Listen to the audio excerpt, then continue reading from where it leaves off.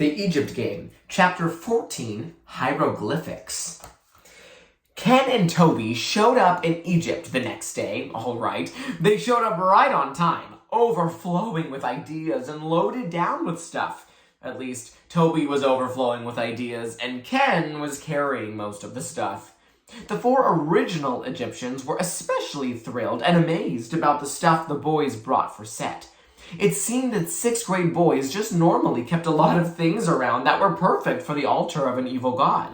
Set's altar, which had always been rather bare in comparison to Isis's jeweled and flowered throne, was suddenly rich with ornaments. There were several lifelike rubber things, spiders, snakes, and bugs. There was a real skull of a medium-sized animal, maybe a cat or a skunk, and a well-preserved dead tarantula. There was a wicked-looking theatrical dagger with a twisted blade that sank into the handle to make false stabbings look real. But the two best things were a shrunken head and a large stuffed owl. The shrunken head wasn't real, of course, but it was an expensive rubber one that did look terribly real. It was Ken's, and he was obviously quite pleased with himself for bringing it. The owl was Toby's, and it was real. That is, it had been once, but now it was stuffed. It was a little beat up looking, but Toby said that was because he'd had it ever since he was a baby. Actually, what he said was that his father had given it to him to cut his teeth on when he was 5 months old, but that might only have been one of Toby's stories.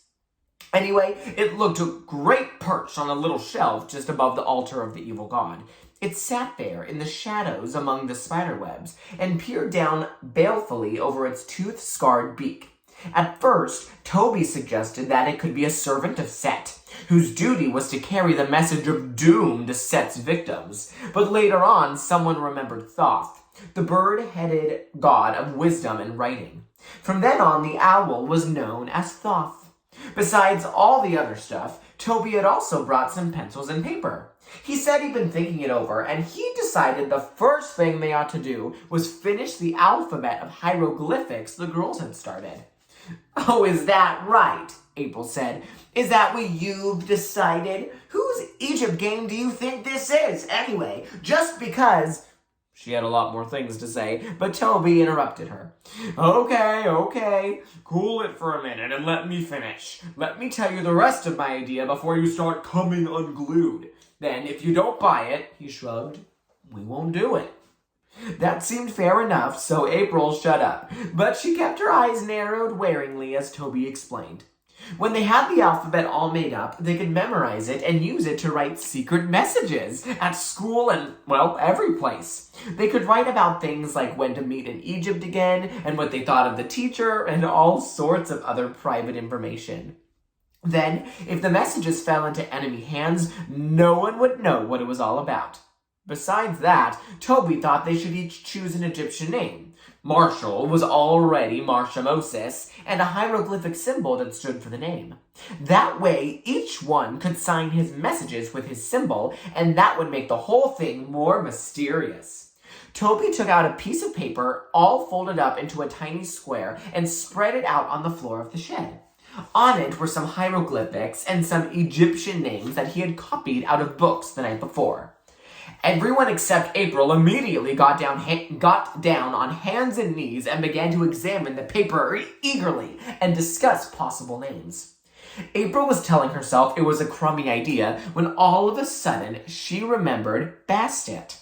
Bastet had always seemed especially intriguing to April. She was a sort of cat goddess, and there was a famous statue of her as a cat, with cruel, mysterious eyes and earrings in her ears. If you were to pick the name of Bastet, your symbol could be a cat's head with earrings. "Hey," she said, dropping down to join the group, "I've got a great one."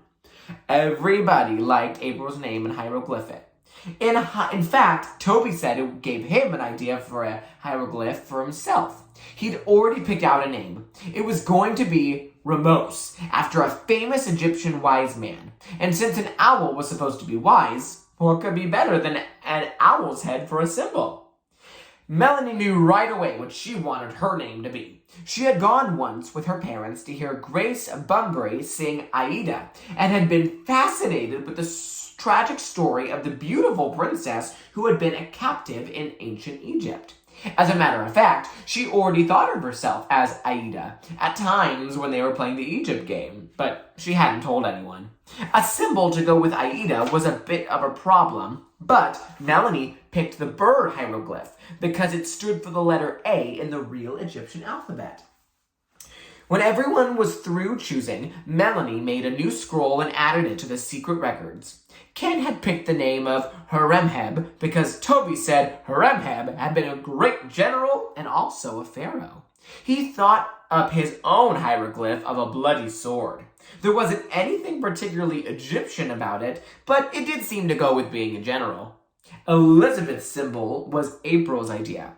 It was a real Egyptian hieroglyph, and it meant heart to go with Nefertiti, which means beloved one.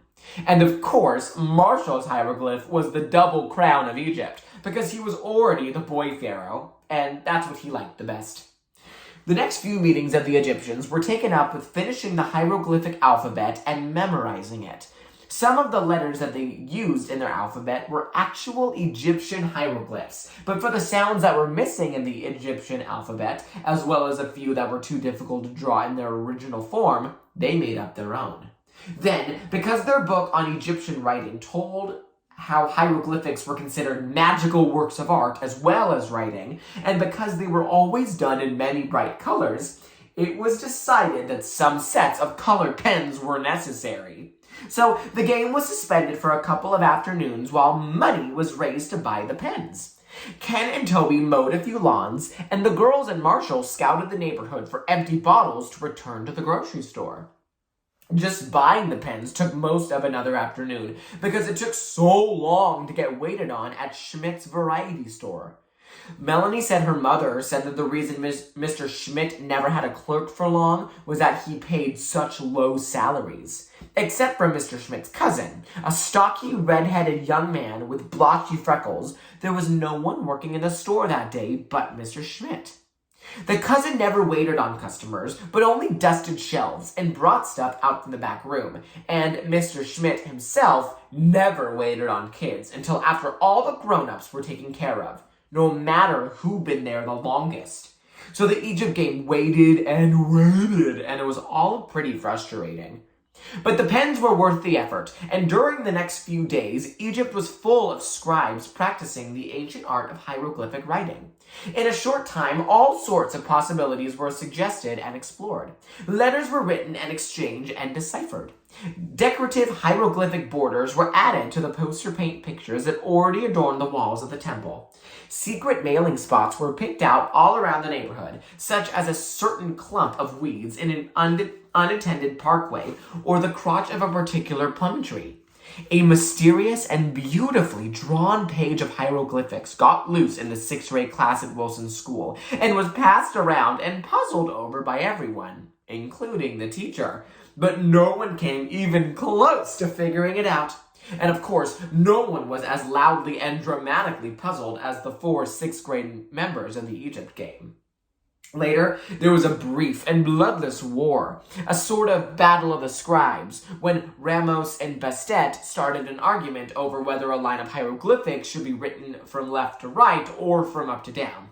Everybody took sides and went home mad, and for a day or two, Toby and Ken went back to playing basketball after school.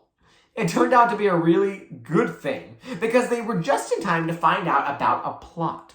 Some of the other boys had gotten so curious about what Ken and Toby had found to do after school that was better than basketball that they were getting ready to launch an investigation.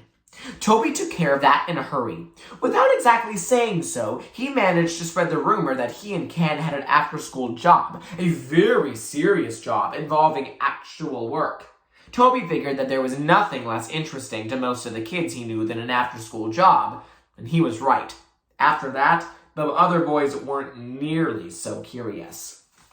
Then, when a few days had passed and all the Egyptians had had a chance to cool off, Ken and Toby turned up in Egypt again, and the others were glad to see them. It did seem best not to talk about hieroglyphics right away, but that was all right because everyone was a little tired of them anyhow, particularly Marshall. It wasn't that Marshall hadn't taken any interest in hieroglyphic writing, because he had. As a matter of fact, he could almost do a better job of reading and writing in Egyptian than he could in English. But since he wasn't even in kindergarten yet, he wasn't exactly fluent in either one. So towards the end of the hieroglyphic period, when he learned about as much Egyptian writing as he felt ready for, he hadn't had very much to do. Most of the time he spent just watching. He had watched the other Egyptians writing and planning and arguing. He had watched an anthole in the corner of the storage yard, and every once in a while he had watched the little window in one of the walls of the land of Egypt. Then, one day, not long after Ken and Toby returned to the land of Egypt, a neighbor's cat got into the Chung's apartment and killed Petey the parakeet, the only pet Elizabeth had ever owned. Elizabeth was broken-hearted, and it was while they were trying to cheer her up that April and Melanie got the idea for the ceremony of the dead.